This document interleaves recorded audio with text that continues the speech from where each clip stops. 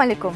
Bugungi kun qahramonimiz Abdumalikov Sunnat, Sardoba tumani 11-maktabning 10-sinf o'quvchisi. Ta'til vaqtida sartaroshlik bilan shug'ullanib, mehnat qilib kelayotgan yosh iste'dod egasi.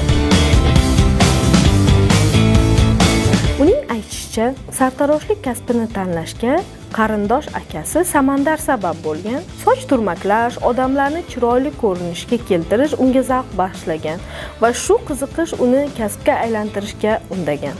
Maktabda olgan bilimlari ham unga katta yordam bermoqda. Ayniqsa matematika orqali u vaqtni to'g'ri taqsimlaydi, daromadini hisob-kitob qiladi. Bu esa uning ishini yanada tartibli va samarali qilishga xizmat qilmoqda. Qahramonimiz Sunnatning aytishicha, soch va bosh terisi haqida ham yetarlicha bilimga ega, u gigiyenaga alohida e'tibor beradi. Ishlatiladigan vositalarning tarkibiga ham jiddiy qaraydi. Ular sifatli va sog'liq uchun zararsiz bo'lishi muhimligini ta'kidladi.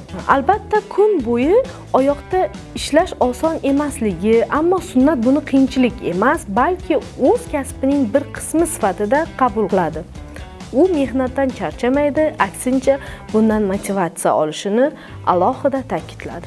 Kelajakda esa u yanada katta maqsadlarni ko'zlamoqda. O'zining shaxsiy salonini ochish, mashhur sartaroshlar qatoridan joy olish uning eng katta orzularidan biri.